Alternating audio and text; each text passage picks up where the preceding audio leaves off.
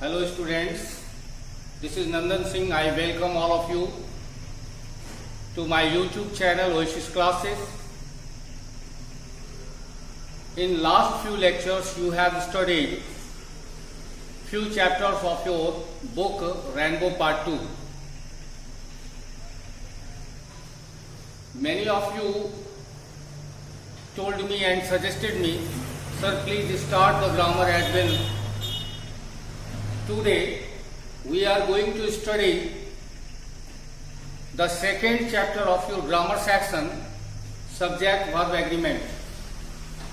And my little friends, I hope that you will enjoy this experience as you have enjoyed in last few lectures.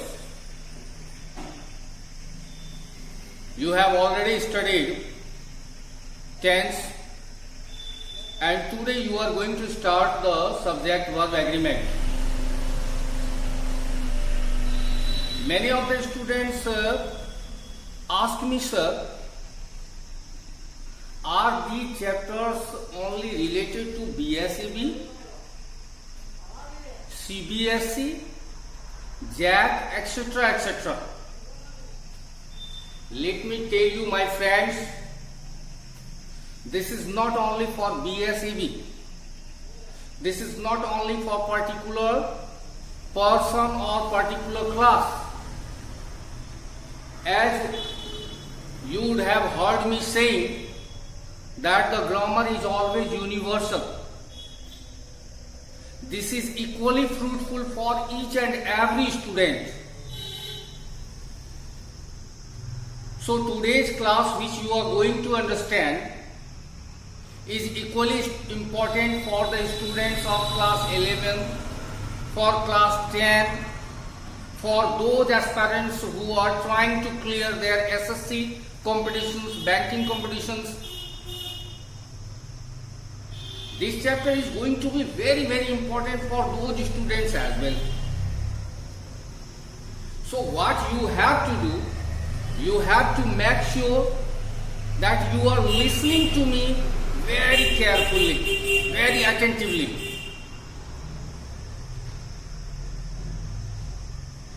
आप में से कई छात्रों ने मुझसे पूछा है कि सर मुझे ये बताइए कि ये जो क्लास हो रही है केवल स्पेसिफिकली बीएसईबी के लिए है क्या, 12 के लिए है क्या?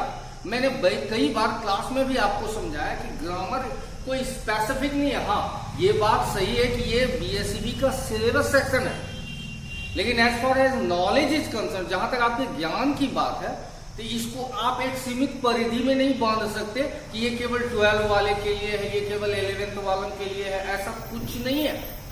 ग्रामर तो सीखने की चीज है, उसको हम किसी क्लास या किसी बोर्ड से बांध कर नहीं सकते कि ये बीएसईबी का है. तो मैं सलाह दूंगा वैसे स्टूडेंट्स को भी जो जैक के हैं, वैसे स्टूडेंट्स को भी जो डिफरेंट कॉम्पिटिटिव एग्जामिनेशन अटेंड करने वाले हैं, वो सारे भी ग्रामर के इन चैप्टर्स को बड़े ध्यान से सुनेंगे. खास करके आज की क्लास आपको बेहतर ढंग से समझना होगा, क्योंकि ये आपकी बेसिक क्लास होने वाली है. इसमें कुछ हम पॉइंट्स नहीं लिखाने वाले हैं. सब्जेक्ट वर्ब एग्रीमेंट चैप्टर क्या है उसको हम समझाने वाले हैं. उसको आप बेहतर ढंग से क्लियर कर पाओ, ये मैं बताने वाला हूं. इससे ज्यादा आज कुछ नहीं होने वाला है.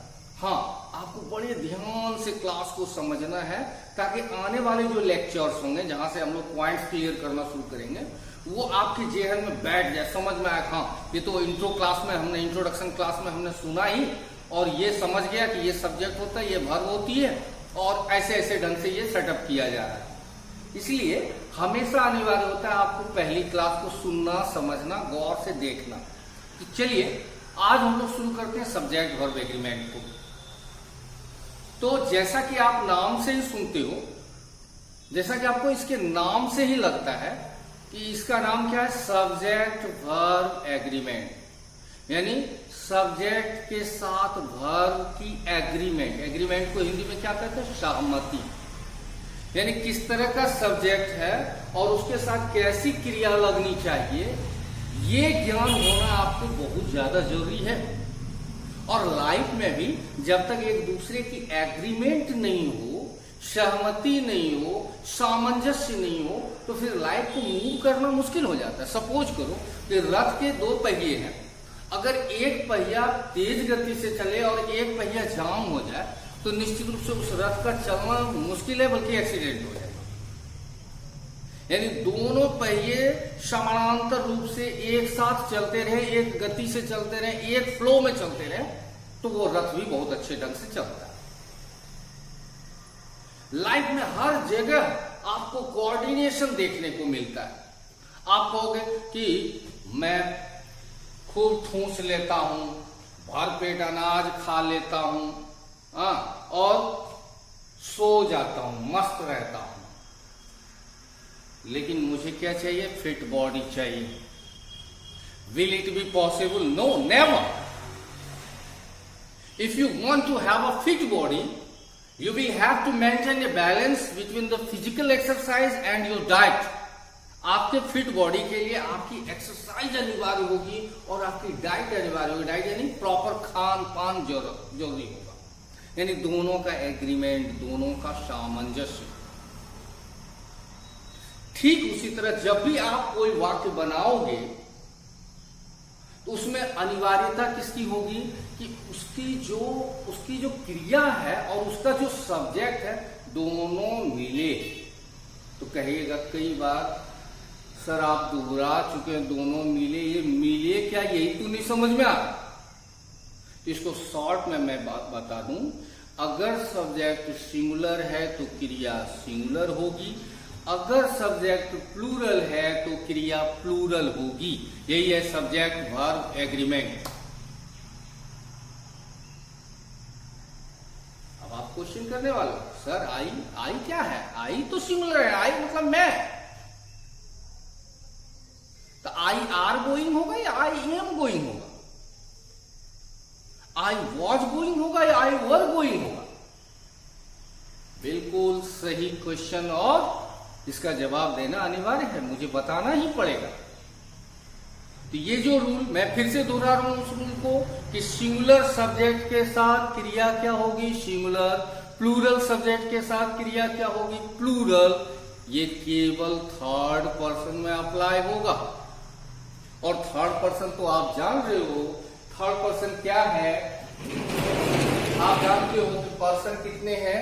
3 हैं। फर्स्ट पर्सन, सेकेंड पर्सन और third person. First person, second person and the third person. तो फर्स्ट पर्सन कौन है? I, we. Second person you and the third person indefinite. First person 2 है, 2 वो कौन कौन से हैं? आई और वी, और सेकेंड पर्सन केवल यू। यानी कि आप इन तीनों को देखोगे, आई वी यू को देखोगे, तो एक चीज याद रखोगे कि वी और यू के साथ हमेशा प्लूरल वर्ब का ही प्रयोग होगा। वी गो होगा, वी आर गोइंग होगा, वी हैव गॉन होगा, यू गो होगा, यू आर गोइंग होगा, यू हैव गॉन होगा, यू वर गोइंग होगा। यानी कि वी और यू के साथ हमेशा कौन सी क्रिया लगेगी? प्लूरल क्रिया। तो अब आप कहोगे सर आई के साथ क्या लगेगा? आई अनोखा है। अनोखा इस मामले में है कि आई के साथ नॉर्मली प्रेजेंट में प्लूरल क्रिया आई एम तो होता ही है, वो तो अलग चीज है, लेकिन प्रेजेंट में आई के साथ प्लूरल क्रिया होती है। प्रेजेंट में, प्रेजेंट मैं जानता हूं, आई नोज नहीं होगा, आई नो।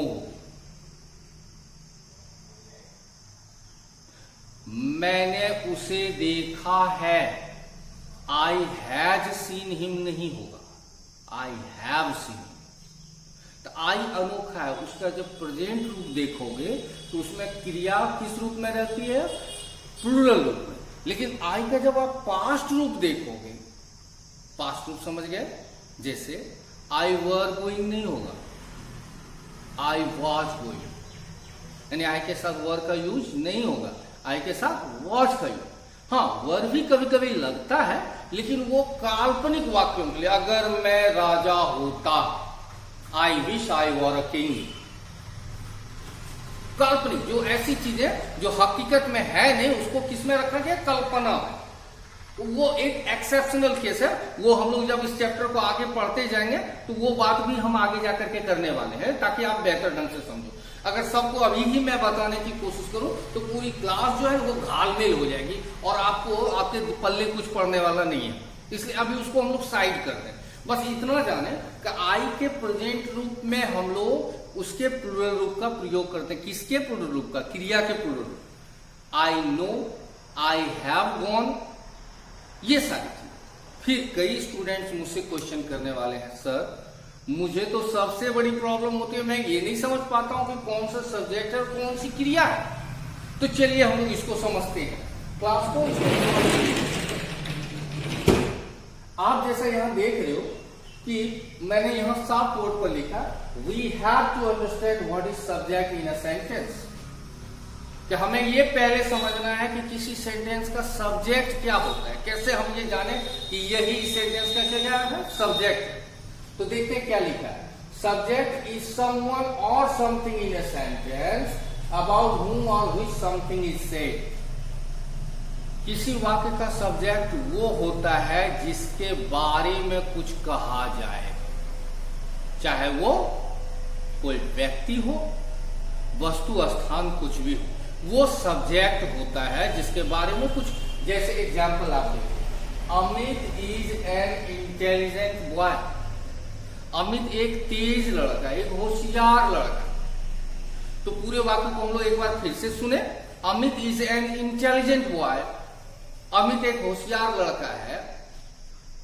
सब्जेक्ट को सॉरी सेंटेंस को सुनने से आपको क्या लगा, यहां किसके बारे में बात हो रही है, अमित के बारे में। अमित एक होशियार लड़का है, that's why Amit is your subject. Second, this car is very beautiful. यह कार बहुत खूबसूरत है। हम लोग किसके बारे में बात कर रहे हैं, we are talking about the car. हम लोग किसके बारे में बात कर रहे हैं, कार के बारे में बात कर रहे हैं। तो यहां पर बात दोनों वाक्यों में, जैसा आप गौर से देख रहे हो कि दोनों वाक्यों, Amit is an intelligent boy, this car is very beautiful. Both the sentences reflect the same thing, that their central point is either Amit or this car। दोनों सेंटेंस एक ही बात को क्लियर करता है, उसका जो केंद्र बिंदु है, जिसके आसपास पूरा वाक्य घूम रहा है, वो या तो अमित है पहला वाक्य का, और दूसरे वाक्य का क्या है, दिस कार, जिसके बारे में बात हो रही। तो फिर से मैं बोल दूं कि सब्जेक्ट, हम किसी वाक्य के सब्जेक्ट को पहचानने का बेहतरीन तरीका है क्या, कि जिसके बारे में कोई बात कही जा रही हो। या फिर दूसरा है, सब्जेक्ट इज समवन और समथिंग बाय whom और which a work is performed। Subject उसको भी कहते हैं जिसके द्वारा कोई काम किया गया हो। जैसे उदाहरण से आप देखो, Amit is playing cricket. Amit क्या कर रहा है, क्रिकेट खेल रहा है। This car runs very fast. यह कार बहुत तेजी से चलती है, भागती है। तो क्रिकेट किसके द्वारा खेला जा रहा है, अमित के द्वारा। बहुत तेजी से क्या चल रही है, तो ये कार। तो यहां पर खेलने का, यहां पर भागने, दौड़ने, चलने का काम, ये दोनों काम, खेलने का काम अमित के द्वारा, भागने का काम कार के द्वारा हो रहा है। इसलिए इस सेंटेंस का सब्जेक्ट अमित हुआ और इस सेंटेंस का सब्जेक्ट क्या है, दिस कार, यानी जिसके द्वारा वो काम किया गया, यानी जिसके बारे में बात की गई हो। My brother is very intelligent, तो here you are talking about your brother. So in this sentence your brother is the subject. And in the next sentence, my brother plays cricket very well. In this sentence, you are talking about the ability of your brother, that he plays cricket very well. यानी कि दूसरे वाक्य में आप अपने भाई के बारे में बता रहे हो कि मेरा भाई बहुत अच्छा क्रिकेट खेलता है, यानी उसके खेलने के बारे में बता रहे हो। यानी जो काम करे वो सब्जेक्ट, और जिसके बारे में बात हो वो भी सब्जेक्ट। अब हम आते हैं, ये तो बात हुई सब्जेक्ट की। अब हम ये कैसे जानेंगे कि क्रिया कौन सी है? जैसे यहां देखें, we have to understand what is verb in a sentence. एक सेंटेंस का जो क्रिया होती है, वर्ब होती है, वो हम कैसे जाने? क्योंकि दो ही तो पहचानना है, कौन सा सब्जेक्ट है, कौन सी क्रिया है। तो देखते हैं, वर्ब डिस्क्राइब एन एक्शन और state of a subject. Verb किसी सब्जेक्ट की एक्शन यानी क्रिया को, स्टेट को हिंदी में हम लोग क्या कहते हैं? अवस्था। यानी कि किसी भी सब्जेक्ट की क्रिया वो होती है जो उस सब्जेक्ट के काम को दर्शाए, या फिर उस सब्जेक्ट की अवस्था यानी वो कैसा है, किस स्थिति में है वो। जैसे Rahul is singing a song. Rahul एक गाना गा रहा है। यहाँ राहुल का एक्शन क्या है, काम क्या कर रहा है? वो गाना गा रहा है। तो गाना, यहाँ क्रिया क्या कौन सी भी? Singing. His grand father is very old. उसके दादाजी बहुत बूढ़े हैं। तो उनकी जो अवस्था क्या है? बहुत। तो वो अवस्था कौन दर्शा रही है? Is.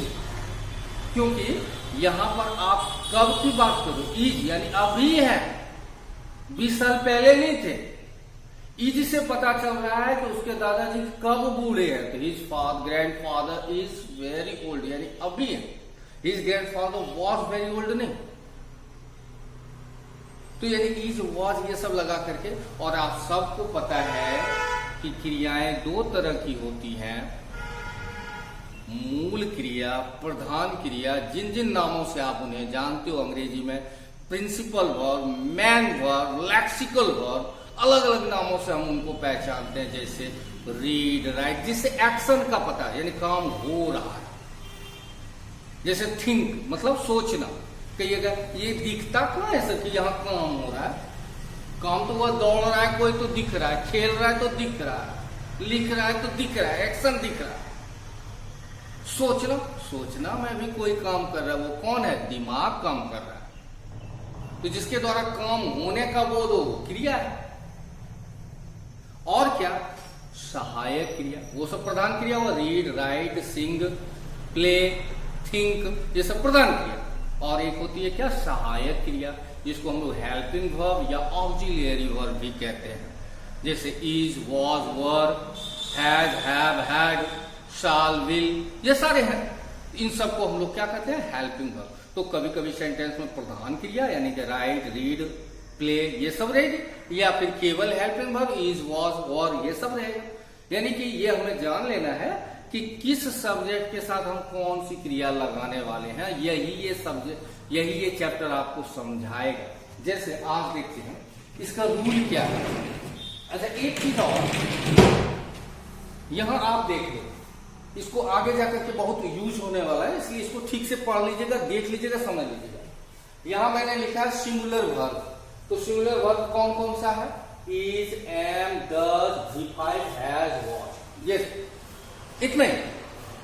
Is, am, does, does. अब देखोगे कई लोगों को बड़ा अनोखा लग सकता है। कई लोग कहते हैं सर वाई तो एक लड़के को कहते हैं, अब बॉयज क्या हो जाता है? बहुत सारा लड़का। तो यहां आपने डज लिखा, ये तो बहुत ज्यादा लगता है। डू होगा एक के लिए, डज होना चाहिए बहुतों के लिए। लेकिन याद रखेंगे उल्टा होता है। उल्टा क्या होती है? सिंगुलर किसको माना जाता है? V5 को, वर्ब के 5वें रूप को सिंगुलर माना जाता है। इसलिए आप क्या बोलते हो? He goes. ही गो नहीं बोलते, क्या बोलते हो? He goes.